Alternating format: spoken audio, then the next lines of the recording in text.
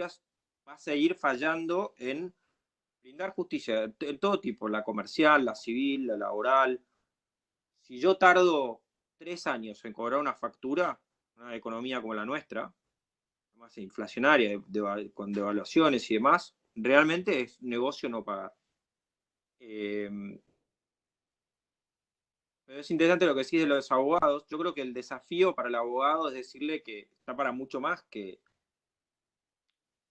olvidémonos del café a la mañana y la factura, ¿no? Digo, la función del abogado, uno estudia 5 años o 6 o 7, y yo creo que el primer choque, por lo menos, no sé si los que están acá, que son abogados, se recuerdan, mi primer choque es pasar de estudiar cosas complicadas y de alto, digamos, intelectual, y pasar a hacer todo el tiempo la misma papel, el mismo escrito, todo igual, es un golpe de realidad que, bueno, te baja a esto se tiene que hacer, es rutinario, es mecánico, pues se tiene que hacer.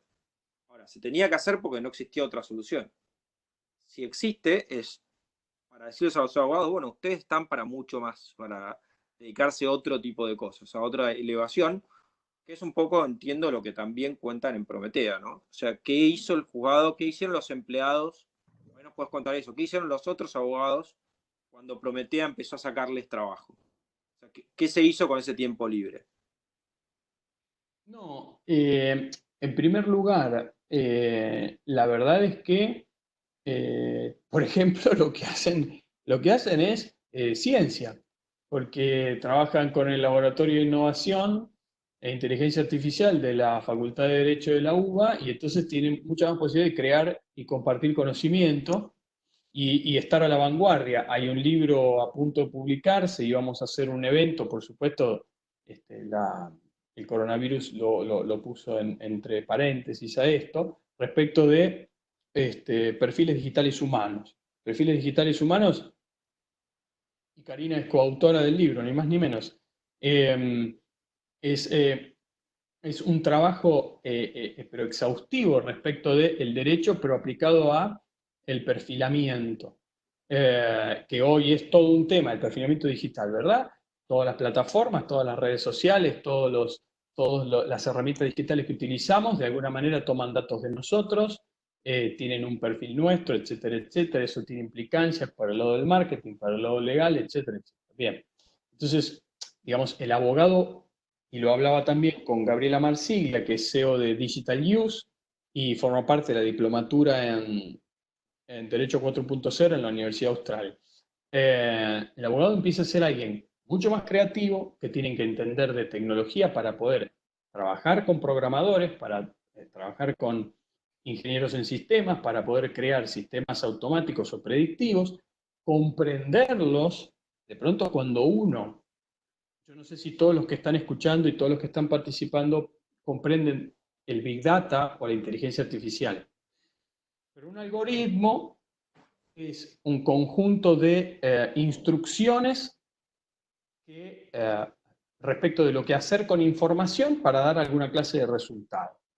Un programa tiene la capacidad de aprender, de mejorar, de incorporar conocimiento o información con el propio entrenamiento y con el paso del tiempo. Entonces, ¿qué pasa? El abogado empieza a ser el que dice, incluso en la justicia particularmente, ¿cuál es el conjunto de datos con el que alimentamos, con el que entrenamos a este algoritmo?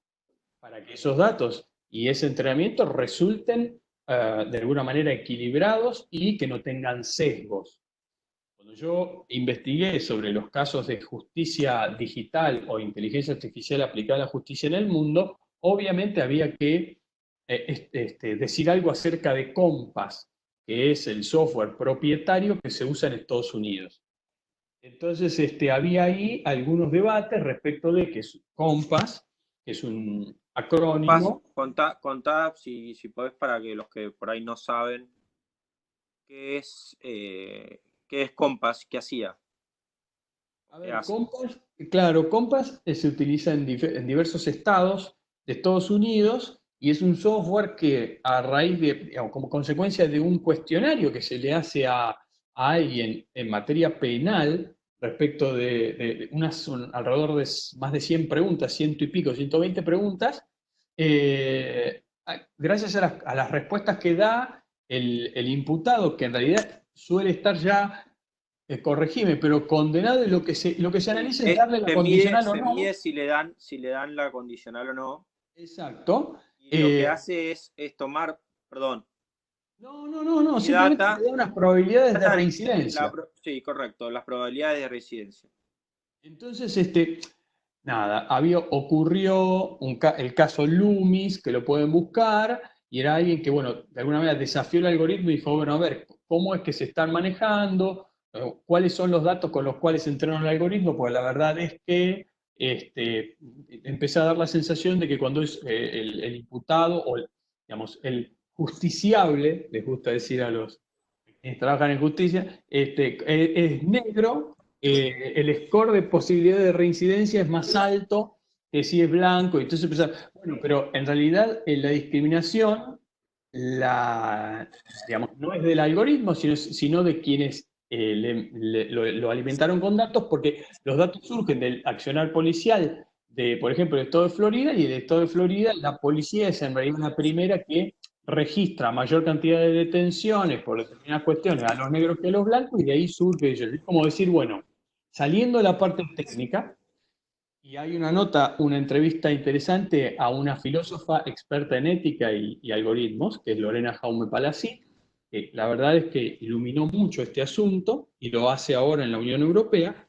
Lo que dijo es, a ver, una de las grandes cosas que nos permite ahora la tecnología es entender los sesgos, pero los sesgos que la misma justicia o los mismos seres humanos tenían de antes que los algoritmos se pusieran en práctica. Si alguien que debe tomar decisiones respecto de dar o no la libertad condicional a un imputado, a alguien que está siendo procesado por una causa determinada, un determinado principio, un prejuicio respecto por el color de su piel, bueno, en realidad eso es lo que está siendo registrado por el algoritmo, y el algoritmo devuelve un score de riesgo, entonces te dice, bueno, hay 80% de posibilidad de que reincida. En ese momento, en ese análisis, donde ya podemos incluso dar el paso de corrernos de la tecnología, para empezar a pensar el impacto de la tecnología en la sociedad, por ejemplo, a caballo de la justicia, que es, insisto, una actividad central, es cuando puedes empezar a hacerte preguntas que valen la pena. Ya no sobre la técnica, sino sí decir, ok, ahora bien, digamos, para nosotros argentinos que tenemos derecho continental, ¿cuánto pesa la estadística a la hora de tomar una decisión? En el caso de jueces. Esto lo charlé con Mario Adaro, que también está escuchando esta charla, porque yo decía, finalmente el abuso de la matemática es esto. Si cada 10 casos que tenemos de determinada cosa, 9 dan esto. Hasta donde yo lo podía entender, el common law hubiera dicho fenómeno. Eso es lo que hay que ver para seguir decidiendo. Pero si para nosotros es la persona que toma decisiones con la regla en la mano y el caso observado, y no importa si hay 10 o hay 1000 casos que van para otro lado, ¿en qué medida estamos haciendo pesar el número en la decisión? Entonces lo que me explicaban es, ok, pero tiene que ver con que la matemática no está mal como insumo del que toma la decisión. Me lo decía María del Carmen Bataín, insisto, lo conversaba con Mario Adaro también. Es decir, el algoritmo finalmente es una cuestión de inferencia estadística, y lo que te da es un número, surge de la matemática. Si está bien hecho, toma una muestra del universo, una muestra bien hecha, representativa, y te ofrece un número. Pero después está el jurista. El problema de Compass es que resuelve directamente los jueces estaban directamente diciendo, bueno, si Compass dijo que esta persona va a reincidir, no le doy la condicional y se terminó. No había más argumento que el del algoritmo. ¿Okay? Ahí hay otro tema que es bastante interesante para analizar en cuanto a los sistemas de inteligencia artificial y la justicia, que es, ¿no?, para que se entienda la necesidad, y por eso Prometea también es muy interesante, muy interesante, digo, es un understatement, digamos, pero digo, la necesidad de que sea explicable. Nosotros, todos los fallos y todas las sentencias, lo que tienen que poder explicarse, tienen que poder razonarse, tienen que poder O sea, tienen que estar fundados, eso es lo básico de cualquier acto administrativo. Entonces, si vamos a pedirle a un algoritmo o a un sistema de inteligencia artificial con mayor o menor complejidad que resuelva, el justiciable tiene siempre derecho a que la justicia pueda explicar por qué resolvió de esa manera. Que eso es un poco la diferencia entre cajas negras o no en materia de machine learning, que habla también de esto, de la ética y la tecnología en la justicia, ¿no? Pero también es interesante en el sentido de lo siguiente, saliendo de cuestiones técnicas complejas que vos señalás, efectivamente no puede ser caja negra. Entiéndase por caja negra cuando lo que sabemos es qué información le dimos al algoritmo y qué resultado dio, pero no sabemos qué pasó en el medio. ¿Sí? El proceso, el procesamiento por redes neuronales, bla, bla, etcétera. Es probable que hagamos otra charla, por ahí poniéndonos un poco más técnicos y tocando algunos otros ejes, pero ahora es interesante que sin llegar a eso y los debates éticos que valen la pena acerca de eso, la verdad es que la justicia y los abogados en general empezaron a observar que no era necesario hilar tan fino en materia de tecnología, y entonces hablar de deep learning, etcétera, etcétera, como para mejorar su actividad y no estar leyendo portadas de expedientes. En la última de las notas que publicamos en ámbito acerca de teletrabajo en la justicia federal, lo que se observa es esto. Cuando tenés una mesa de entrada de expedientes electrónicos, voy a tomar el caso del Poder Judicial en Mendoza, que utiliza tanto software propietario como Webex, esta plataforma que estamos usando, para mediaciones, para audiencias, etcétera, tanto como desarrollan software en código abierto, pero cuando vos podés empezar simplemente a ofrecer firma digital, a ofrecer una mesa de entrada electrónica para presentar escritos, etcétera, etcétera, empezás a notar cómo la justicia se puede sostener y puede sostener su servicio considerando que en realidad y saliendo de los abogados y de la justicia, en todo lo que es innovación tecnológica, todos entendemos que podemos digitalizar y podemos pegar el salto tecnológico cuando trabajamos con información, que es en general lo que hacen los abogados, procesamiento de texto y demás. Sí, yo puedo decir, Prometeo utiliza Bag of Words y ponerme súper técnico. ¿Qué es eso? Bueno, es uno de los programas que permite que un sistema informático reconozca términos y los vincule de forma tal que te devuelve la información que puede hacer, que puede leer en PDF, etcétera, etcétera. Ok.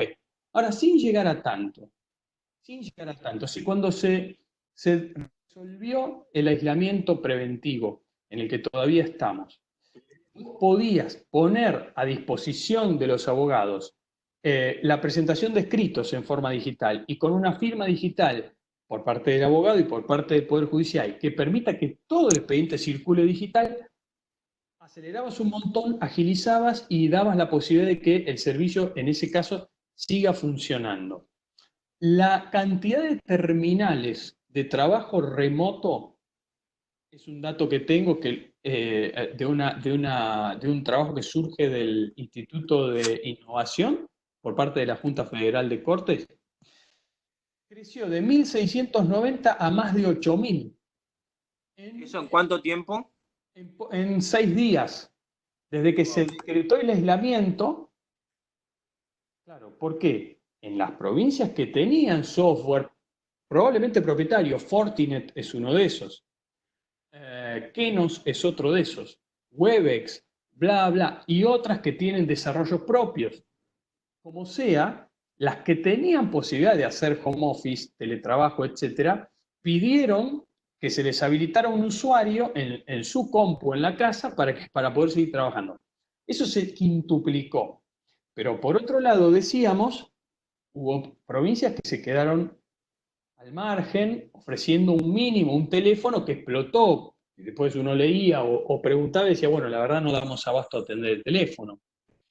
Y después empezó a ver, vos decías, desde tu punto de vista, como abogado particular y como desde el sector privado, yo tenía un cheque a cobrar, había una persona que cobró una indemnización y se la trabaron justo, porque se decretó la cuarentena y le quedó el cheque adentro. Bueno, Yo hablaba con gente de todas las provincias, me decían, claro, eso era tremendo. La gente decía, no, pero ¿cómo vas a frenar esto en el último paso cuando la persona va a cobrar su indemnización o va al resarcimiento en un juicio determinado? Entonces, de pronto encontrás que había que digitalizar porque, volviendo, la tradición es interesante, yo los entiendo. Cuando uno de pronto hacía el bachillerato, los compañeros se pensaban, se imaginaban a sí mismos, como yendo a tribunales, etc. Pero, claro, la sociedad explotó, cambió, las tecnologías exponenciales se fueron a un nivel tan alto de procesamiento de información, que entonces hoy, por ejemplo, para pensar en la posibilidad de brindar un acceso igualitario a la justicia en todo el país, hay un proyecto extraordinario que se llama Nube Federal de Justicia, que es poner en una nube, que es cloud computing, la tecnología hoy más apropiada en términos de que no necesitas hardware, grandes inversiones en equipos, etcétera, como para que una cantidad de herramientas digitales, se entienda eso, a ver, entendámoslo como un portal digital, presentación digital de escritos, firma digital, expedientes electrónicos, estén disponibles para todas las provincias solo con una computadora estándar y una conexión a Internet, porque toda la tecnología se corre en la nube y está a disposición porque es código abierto. Entonces, de pronto lo que ocurrió con esta cuarentena fue que comprendimos qué necesario que era saltar, que lo hablábamos con vos, las asimetrías que hay en todo el país, no con compra de hardware, que en otro momento hubiera sido sostener las asimetrías, porque ya sabemos que nunca va a tener la misma capacidad económica la ciudad autónoma de Buenos Aires, el distrito más rico del país, que Jujuy o que Tierra del Fuego. Saltarlo con un salto cualitativo real de tecnología, es decir, no, si yo pongo todo en la nube, un desarrollador de La Pampa crea un sistema expediente electrónico y lo usa uno de Tierra del Fuego, uno de Formosa, y no hace falta poner plata. No paga por la licencia por ese uso, ni paga fierros por ese uso. Lo único que hace es aprender a usar e incorporar. Bueno, es que eso creo que es una de las cosas más interesantes de la tecnología en general, en particular lo que es cloud computing y todo lo que es digitalización, que es baja costos digamos, prácticamente después el costo marginal de una persona más usando una estación de trabajo más es cero. Entonces te permite, si realmente haces la inversión inicial de capacitar, de repensar los procesos, porque la digitalización además te permite automatización. Es decir, si yo tuviera la posibilidad de notificar digitalmente, como hoy se puede notificar digitalmente en algunas jurisdicciones, bueno, no necesito más que me llegue el oficial notificador con una cédula a la empresa o a mi casa. Debería poder no llevarme un oficio, sacarlo físicamente de un juzgado y llevarlo al banco para que me liberen un embargo de un cliente. Las automatizaciones que permite tener todo digital te lleva a mucho más. O sea, cuando uno empieza a ver las consecuencias inmediatas de una digitalización general, los beneficios son infinitos. Ojalá que ahora nos demos cuenta de lo importante para no depender de estar en un lugar físicamente, pero que empecemos a pensar cómo los procesos se tienen que repensar y empezar a eliminar pasos, como contabas con Maite o como contabas con Prometeas. Pensar de nuevo los procesos y automatizar mucho de ello. Te propongo, porque para que esto sea interactivo y para que tenga sentido, hubo varios mensajes y preguntas que fueron surgiendo y las quiero tratar de contestar o por lo menos leerlas para dar cuenta de eso. Pasemos, sí, algo así. Y te invito a contestarlas. Ezequiel es abogado y él también se especializa en tecnología, entonces de pronto puede dar alguna respuesta que yo no, pero voy a ir leyendo lo que fueron preguntando. Acá Gianfranco Barchiesi dice, buenos días, aprovecho para comentar un caso de Mendoza. Usted dice que Prometea resuelve el caso leyendo expediente que está en una base de datos. Mi pregunta es, ¿Prometea es capaz de leer material en formato imagen, porque los expedientes en la justicia laboral donde me desempeño no están digitalizados y en el mejor de los casos están en formato imagen. Quería saber si es posible instalarlo y que lean la prueba digital. Bueno, Y le ahí, contestó Ricardo Freytag, no todos los sistemas de inteligencia artificial necesitan la información esté en formato texto primero para poder procesar. Yo decía, utiliza Bag of Words. Bag of Words es un sistema de procesamiento de automatización de lectura en texto. Están entrenando a Prometea para que identifique imágenes de pornografía infantil, eso porque Prometea se utiliza en la Corte Constitucional de Colombia y tenía esa demanda puntualmente, ese requerimiento. Pero hasta donde sé, y acá invito a quienes conozcan al sistema a poder contestar, no, necesita que poder leer texto. Entiendo que él está preguntando por una foto. Yo saco la foto de un expediente, no creo que pueda leer eso. Ezequiel. mirá, Ricardo ahí hablaba de OCR. OCR es una de las cosas que hace la inteligencia artificial, que es Optical Character Recognition, que es lee texto y lo transforma a dato, digamos, a dato con lo cual puede trabajar. Yo no sé específicamente si Prometea usa ese sistema o no, si lo que está haciendo cuando se le pasa el expediente de un PDF para poder trabajar datos. Entiendo que sí, porque entiendo que no son, o sea, que básicamente se le da PDFs y demás. No sé si estaba hablando de una foto, me parece que más que nada estaban hablando de expedientes en papel, que lo que habría que hacer es escanear sí, que se escaneen para que luego se pueda leer ese PDF y transformarlo en datos utilizables. Esa tecnología existe, no es compleja. eh, lo que es complejo es enseñarle a leerlo y a entenderlo, ¿no? Que eso es lo que hace Prometea. Yo creo que por ahí Mario Adaro, que está escuchando, puede contestar esto o nos puede ayudar. Si querés, Mario.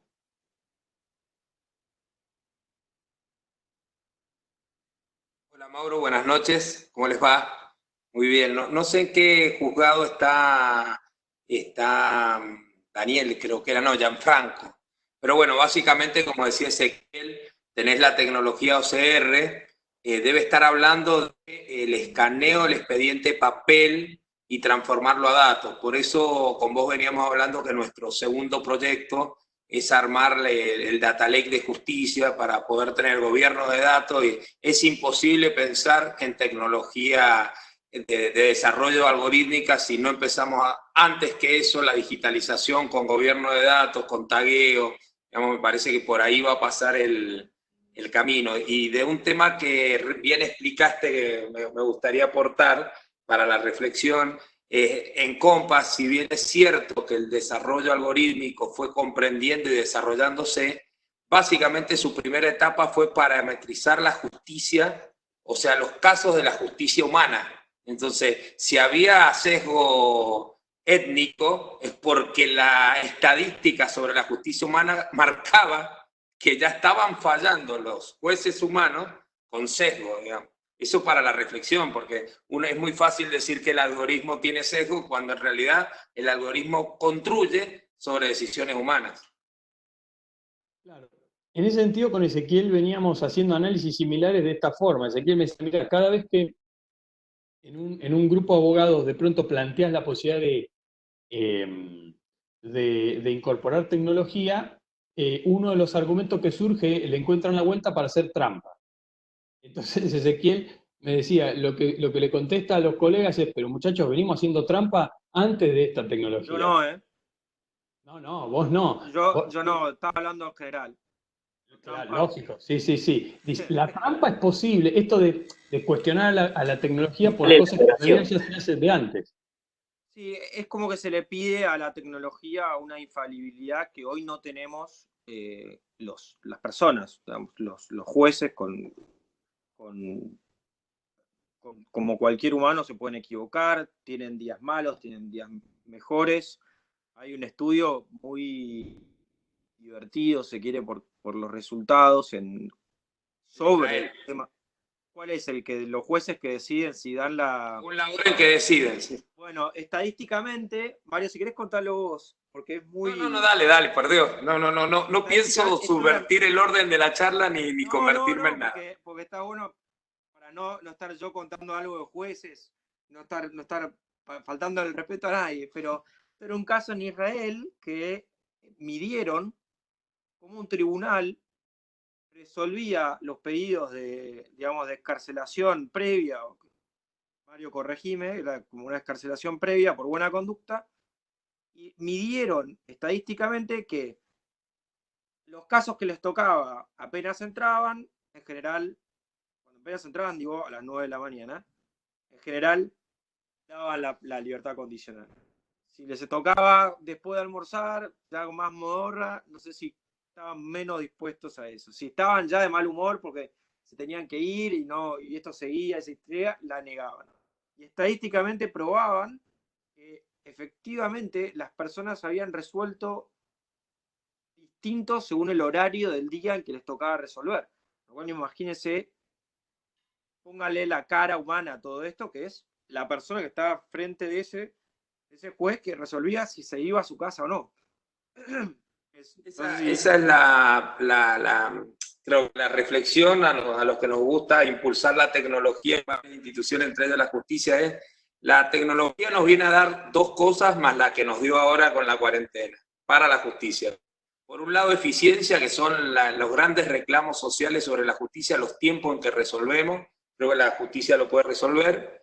Y por otro lado, es la transparencia, que es un eje por ahí no debatido para la justicia, sino el modo en que la justicia tiene que, como poder público, ser transparente, abrir sus datos y hacer rendición de cuentas, y deja ya de el juez tener, o el sistema, para no ponerlo en una persona, de tener la arbitrariedad del manejo de los tiempos, porque uno ya puede conocer y trazar desde un expediente, cuándo hizo con la firma digital y firmó determinado acto procesal, y me parece que es el otro camino, más la oportunidad que hoy nos ha dado esta situación compleja que está viviendo el mundo y el país, de poder resolver en forma real algo que no lo teníamos incorporado. Pero bueno, me parece que por ahí era el camino, y reafirmar un poco lo que decía Mauro, porque también es un gran, digamos, difusor, y eso nos ha ayudado mucho con digamos, la perspectiva que tenemos con respecto a la nube judicial. Creo que ese modelo de desarrollo comunitario, colectivo, de colaboración, me parece que es un modelo federal de acceso público, que básicamente esa es la tecnología, ¿no? Internet, cuando nace, que fue el gran promotor de la tecnología, nace para ser abierta, libre y democrática, y le pasó lo que le pasa a todo en la humanidad. Termina concentrada, poco democrática, o no hay acceso, digo, pero termina siendo captada por los grandes grupos, digamos, y los grandes intereses. Hay algunos otros comentarios escritos por chat, pero de pronto por ahí hay gente que quiere hacer alguna consulta o algún aporte y lo quiere hacer en forma oral y no escrita, y por ahí están esperando. La verdad es que ya son 8:15 y casi sin querer hace una hora y poquito más que estamos conversando. Entonces, de pronto, quien quiera hacer alguna consulta utilizando el micrófono es el momento, porque hemos hecho medio una estadística ahí a ojo que dice que mucho más que una hora y media este tipo de encuentros no pueden durar, porque nos empezamos a aburrir o a cansar todos, con lo cual es el momento de hacer alguna consulta. Más allá de esto, hay alguien que plantea, Daniel plantea, un uso excesivo de la tecnología, por ejemplo, Compass, ¿no sería otro tipo de positivismo? Yo estoy rápidamente en condiciones de contestar que sí, con la irresponsabilidad que caracteriza a alguien que contesta así de rápido. Y digamos, sí, para mí, casualmente, el exceso de la matemática y del modo en que hoy ocurre, entiendo que sí. Ahora, en la próxima creo que vamos a hablar respecto del uso de datos. Telecom creó una gerencia de datos nueva. Por día recopila 7.500 millones de datos de los usuarios, por día. Entonces, eso explica por qué importan tanto los números y las matemáticas y el Big Data. Porque saber traducir, interpretar, filtrar, procesar 7.500 millones de datos por día por parte de una empresa de telecomunicación que provee el servicio básico y otros servicios añadidos a buena parte del país, se vuelve una frase muy trillada, el petróleo del siglo XXI. Entonces, hay un exceso, hay una suerte como de tendencia al positivismo, sin dudas, sin dudas. Y el problema me parece que tiene que ver, y empieza a ocurrir cuando en realidad pesa demasiado el conocimiento útil, pragmático, técnico, y no el del que piensa el mapa entero, el de que ve, digamos, la película completa, el que puede tomar distancia de un fenómeno y entenderlo en su contexto. Efectivamente creo que hay un peso desmedido de las matemáticas en todas estas cosas. Y lo analicé en el marketing digital y etcétera. Y en la justicia entiendo yo que también, pero se lo pregunté a juristas y me decían esto: ninguno de nosotros podría leer 5.000 expedientes antes de tomar una decisión. Entonces, que algo me lo permita, y bueno, es muy útil. Pero ojo, ojo con que en el número se resuma todo el argumento. Ojo con eso. Porque sí creo que hay un costado antropológico mucho más rico que la reducción a lo cuantitativo y la tentación de lo cuantitativo. Ustedes estarán leyendo las decisiones basadas en datos, el gobierno de los datos, la economía de los datos. Sí, bueno, ok, pero hace falta alguien inteligente en serio, ¿no? De la inteligencia que habitualmente describimos, uno inteligente de verdad, o muchos, un equipo de inteligentes en serio para interpretar esos datos. Caso contrario, es un disparate de lo cuantitativo. Perdón. ¿Alguien quiere hacer algún aporte, alguna consulta, quiere contar algún caso de uso en sus provincias o sus países?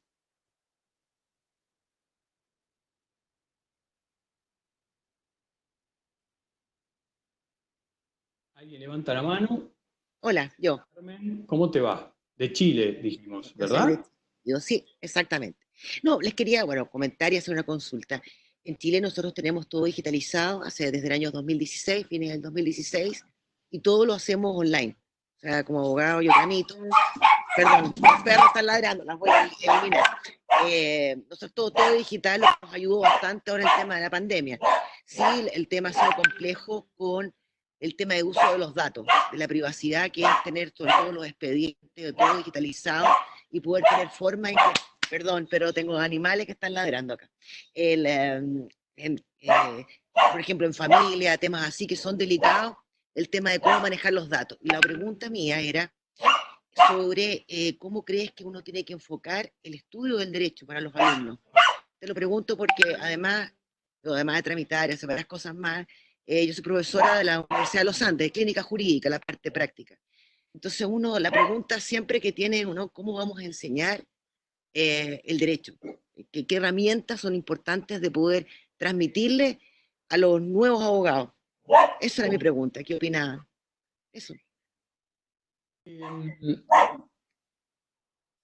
Hace poco hice una investigación con la Diplomatura de Derecho 4.0 de la Universidad Austral, y lo que ellos me planteaban es que, primero, hay algo que se construyó como identidad del abogado que tiene que ver con interceder en los conflictos, pero en el siglo XXI el abogado bien puede trabajar antes de los conflictos, previniendo los conflictos, o en otras áreas que, digamos, requieren otra clase, por ejemplo, de creatividad.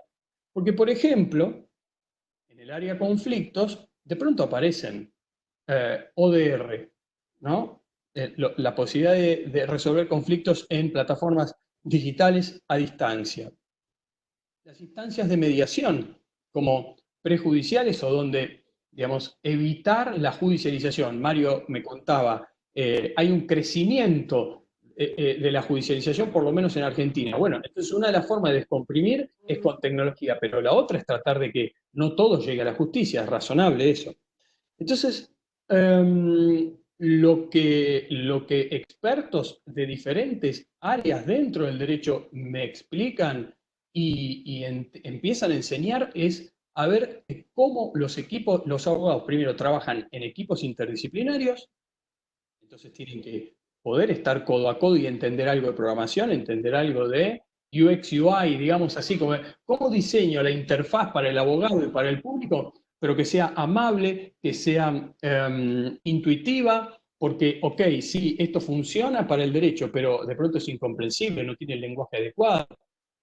Con gente que tiene que ver con el marketing, si vos hablas de datos, etcétera. Bueno, una de las cosas que habíamos hablado es muy probable que en la diplomatura incorporemos algún taller sobre analítica, porque todos los tableros de control de las plataformas y las redes sociales donde se puede hacer marketing digital ofrecen una analítica extraordinaria.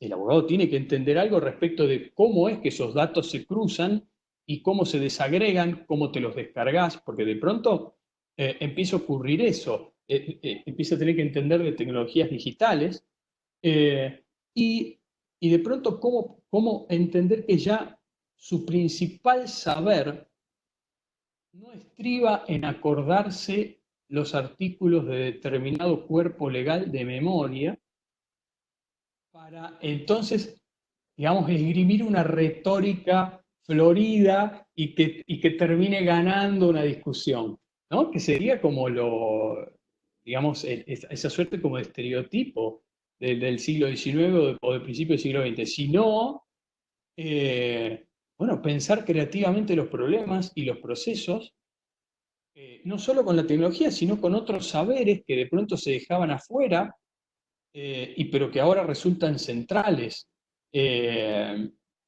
Y bueno, yo en los equipos que he conocido, hay un caso, el Digital Use está llevando adelante la digitalización del Departamento de Legales de Edenor.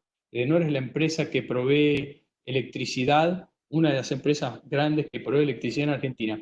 Y lo que me explicaban es, tienen que aprender a trabajar con los departamentos, con los otros departamentos de la compañía, todos en conjunto, compartiendo datos, ¿sí? No como compartimentos estancos donde la información está en los famosos silos de información, etc. Lo mismo en el sector público. Entonces, me parece por ahí. Mario. Sí, no, un aporte porque el tema educativo, sobre todo en derecho, el derecho se enseña igual hace más de 150 años. Siempre un modelo de concepto y transmisión de conocimiento, casi como te diría vos recién matemático, salvo contadas excepciones y método del caso y creo que argumentación es un buen modelo. Es muy interesante el concepto que a partir del 2006 se planteó que se llama en educación, que es una derivación del constructivismo, que es el conectivismo. O sea, el constructivismo básicamente se enfoca no en el docente, sino en el que comprende, en el alumno. Imaginemos la incorporación al sistema educativo y al de derecho de milenias y centenias, y seguimos explicando a lo mejor otro tipo de modelo. Y el conectivismo básicamente te plantea tres grandes competencias para el docente. La comprensión de la tecnología, la comprensión de la pedagogía y también algo que tiene que ver con la comprensión de la comunicación. Hoy es el mejor ejemplo, este salto que ha pasado en todo el sistema educativo. Es solo innovador porque utiliza nuevas herramientas, pero no es transformador. Siguen dando los mismos modelos de clase. La mayoría del sistema educativo está, los niños y los jóvenes están saturados porque les mandan materiales extensos en PDF que no se comprenden, consignas que son las mismas que daban en forma analógica, videos de YouTube que son imposibles de comprender, y me parece que, bueno, está bien, hoy estamos haciendo lo que podemos, pero hay que transformar el modelo. Inclusive yo en la universidad en la que estaba de Derecho, estaban pensando en seguir dando todas las materias, salvo la práctica profesional. Yo le dije, pero ¿cómo? Justo la práctica pueden hacer presencialidad, pero si es el momento de enseñar práctica profesional de otro modo. Digo, eso para que veas los cambios. Un aporte nada más.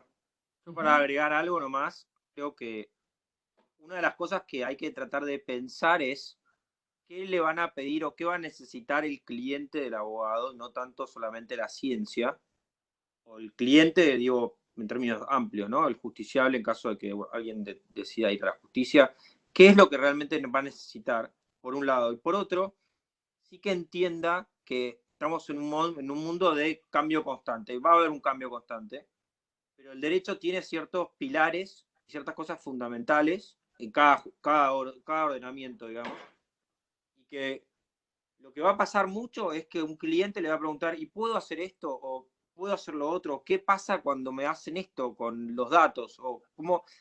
Y muchas veces no va a estar la solución en algo escrito, plasmado, sino que va a haber que ir a preguntarse cosas más fundamentales de principios. Y va a haber que saber distinguir mucho principios de lo que no es, digamos, la estructura base de todo lo agregado. Porque lo agregado va a cambiar y...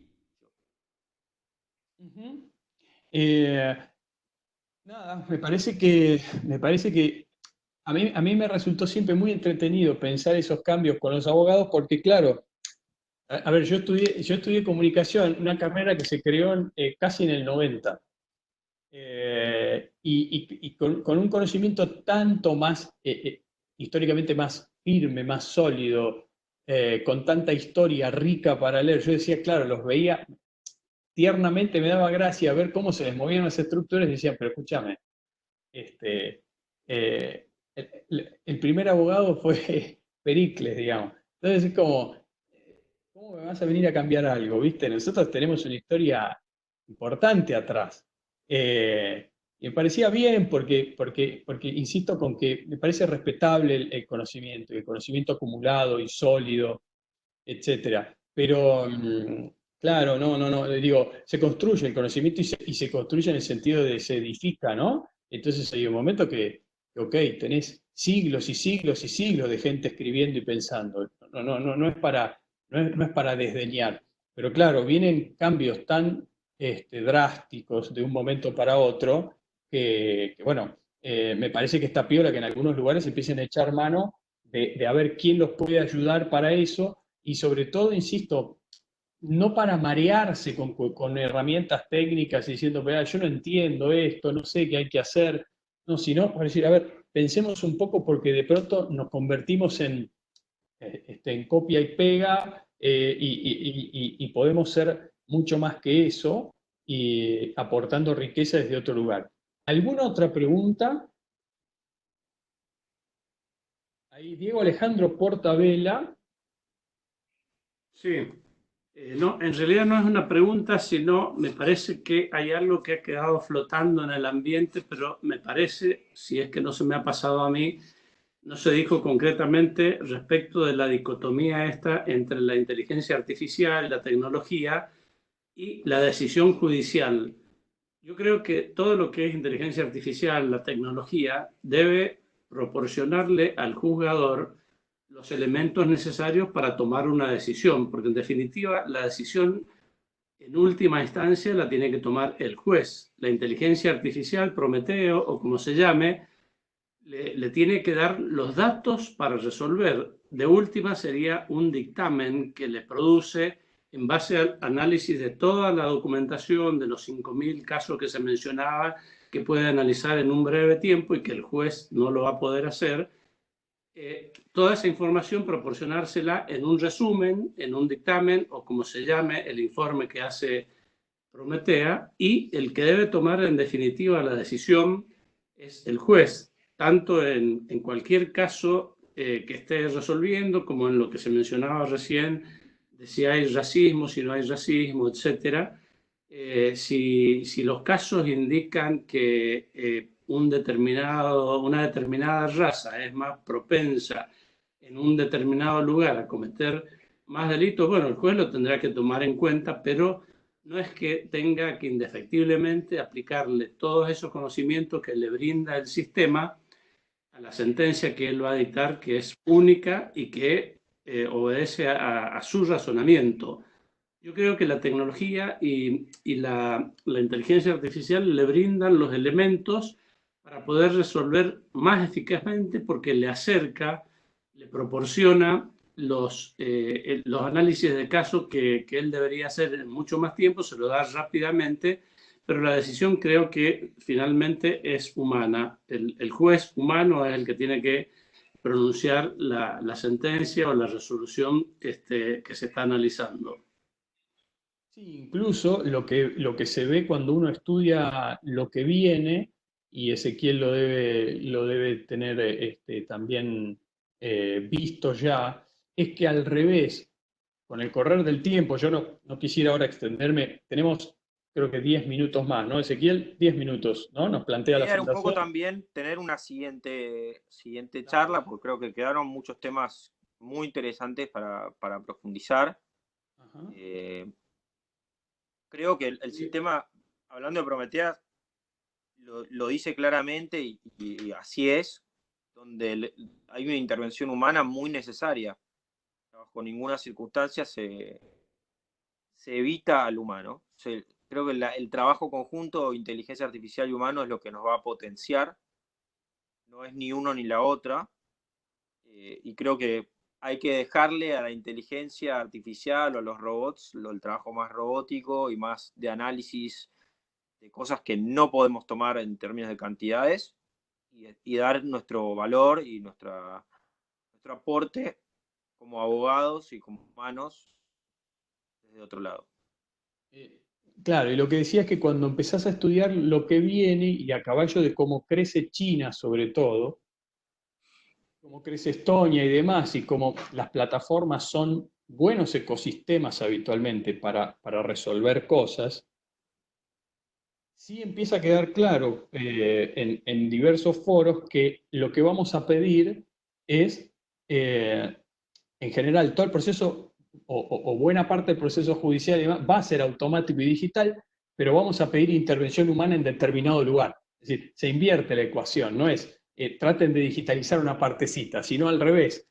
Casi todo es digital, pero yo quiero un ser humano en tal o cual momento que es central y es donde se decide la cosa, ¿no? Es decir, el modelo va hacia ese lugar, pero es razonable en este sentido.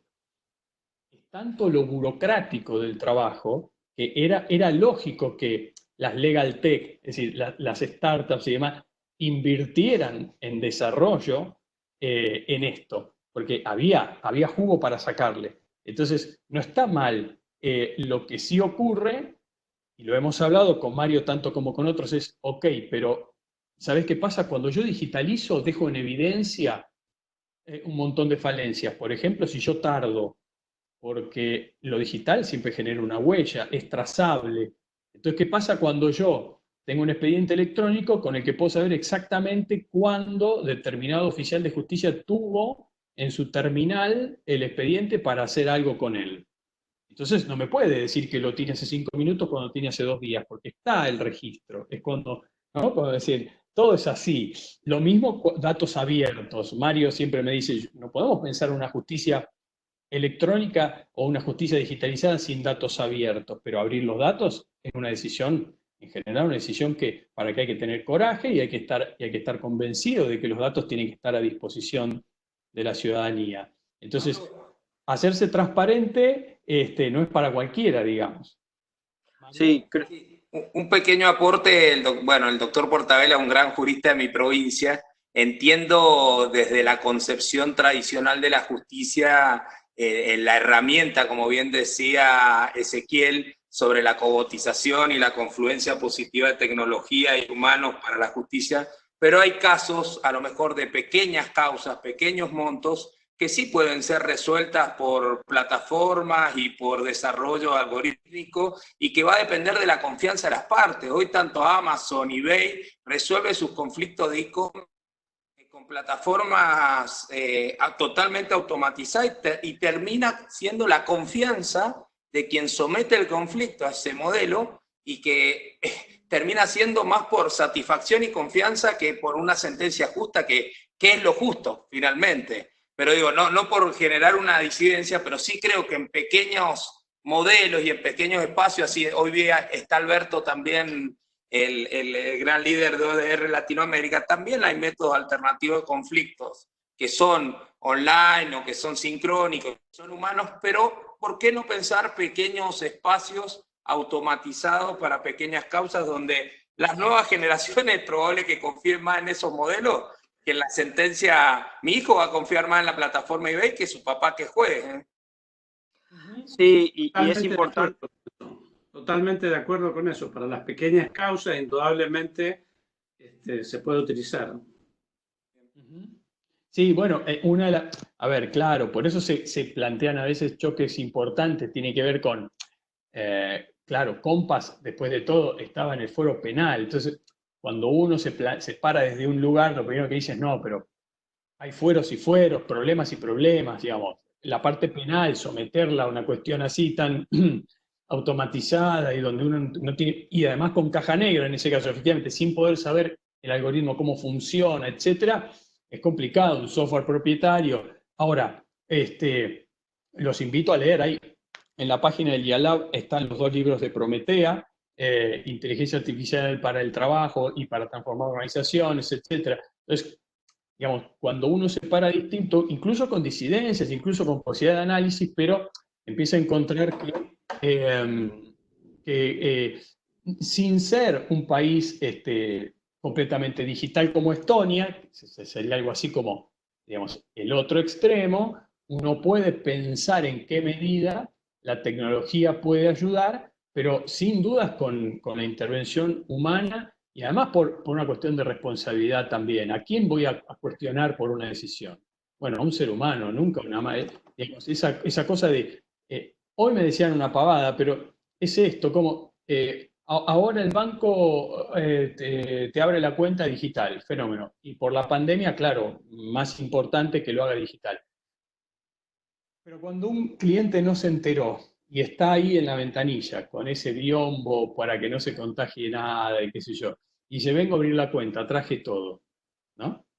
Entonces, la respuesta no es no, volví a tu casa y hacelo por internet. Porque la tecnología tiene que resolver problemas, no crear un problema más.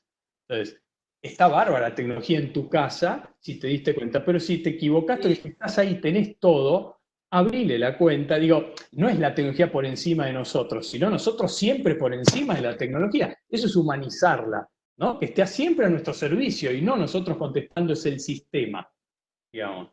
Sí, para dar un argumento pro tecnología, si se quiere, tenemos que también sincerarnos de alguna manera, es que hoy en día los sistemas no están funcionando. O sea, el servicio de justicia, estoy generalizando,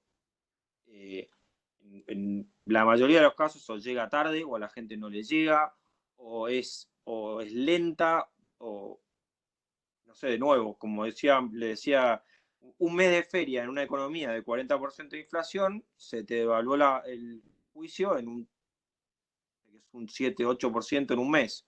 Si ahora vamos con además la cuarentena, se te licuó. Eso por una cosa comercial, pero si estás hablando de un juicio por alimentos, también yo creo que tenemos que pensar que el sistema hoy tiene algo que tenemos que arreglar. Partir de esa base, no decir, bueno, ¿qué le pedimos a la justicia? ¿Qué no? ¿Qué le pedimos a la tecnología? ¿Cómo usamos la tecnología? Yo creo que tenemos que partir de una base de que tenemos que solucionar un montón de cosas que hoy no está dando la posibilidad. Hoy el servicio de justicia en general, de nuevo no quiero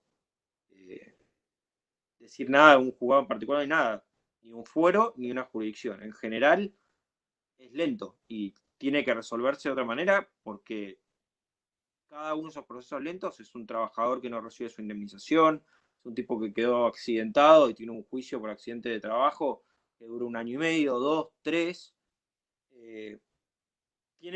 Tenemos que pensar que el sistema hoy hay que cambiarlo. Ver dónde ponemos a cada uno, pero el sistema hoy no funciona. Y con esa mentalidad, decir, bueno, ¿cómo lo arreglamos? No, bueno, veamos cómo lo emparchamos. No, pensémoslo distinto. Creo que Que por ahí habría que ir cerrando, ¿no? Sí, sí. Acá, justo, a mí me gustaría cerrar con esto para dejar abierta la próxima charla y después los informaremos a todos que, digamos, cómo lo hacemos. La verdad que fue para mí extraordinario, es la primera experiencia que tengo al respecto. Yo les agradezco que estén ahí y la mayoría fue además puntual, extraordinario, realmente lo digo. Pero acá alguien pregunta, ¿no sería bueno definir de qué hablamos cuando hablamos de inteligencia artificial? De ponernos un poquito técnicos y profundizar un poco en eso. Y a mí me parece que sí, que estaría muy bien entrarle al tema, animarnos a hacerlo. ¿Qué tal si en la próxima charla podemos ser un poquito más puntillosos y decir, ¿de qué hablamos cuando hablamos de Machine Learning? ¿De qué hablamos cuando hablamos de Big Data? ¿Por qué los algoritmos están atrás de los grandes números, etcétera, etcétera? ¿Y cómo impacta eso en, como decíamos, por ejemplo, privacidad de datos, que ya es un tema en sí mismo, y tantos otros que quedaron pendientes? Porque no es que queramos esquivar, sino que son 9 menos 20 y empezamos en serio a las 7:10. Así que está buenísimo pensar en condimentar un poquito la próxima charla con cuestiones técnicas y abrir y que puedan preguntar también. Yo vengo trabajando tecnología hace mucho tiempo, a Ezequiel le encanta la tecnología aplicada al derecho y estudia mucho sobre el tema. Para mí ha sido una experiencia, insisto, bárbara y se las agradezco. Y quedemos en el compromiso para la próxima de atacar un par de definiciones sin temor. Si hay que compartir una pantalla, lo hacemos. Y sean bienvenidos para la charla. Probablemente sea dentro de un mes, hay que prepararla. Por mi parte, buenas noches. Y si alguien quiere agregar algo, pero la verdad que ha sido extraordinario. Muchísimas gracias a todos. Están agradeciendo, no agradezcan en serio. Yo siempre aprendo de un montón de gente que sabe mucho más que yo y todo lo que puedo contar y lo que cuento en los lugares donde escribo y demás tiene que ver con que los escucho y me permiten aprender de todos ustedes. Les mando un abrazo enorme, gracias a la Fundación Apolo, por supuesto, gracias a Ámbito Financiero que acompañó, gracias al Poder Judicial de Mendoza que además nos prestó este lugar de intercambio ciberseguro como es Webex para poder tener la charla. Gracias Ezequiel, que la verdad que pudimos conversar y vamos enriqueciendo. Espero no olvidarme de nadie, estuvieron ahí acompañando gente del Laboratorio de la Innovación e Inteligencia Artificial de la Facultad de Derecho de la UBA, gente de Venezuela, gente de Chile, gente de España que está pidiendo el video, mucha gente de todo el país, de Mendoza, la Junta Federal. La verdad que, bueno, extraordinario para hacer esta primera experiencia y esto va a estar grabado y después seguramente les va a llegar un correo electrónico donde van a tener un link. Yo asumo este error, empecé a grabar un poco tarde, ¿sí? Porque el comienzo fue como muy natural, así que empecé a grabar digamos, pasado el principio, pero no importa porque creo que ha quedado una hermosa experiencia y la próxima va a estar igual o mejor todavía, seguro. Buenísimo. Muchas gracias, Mauro.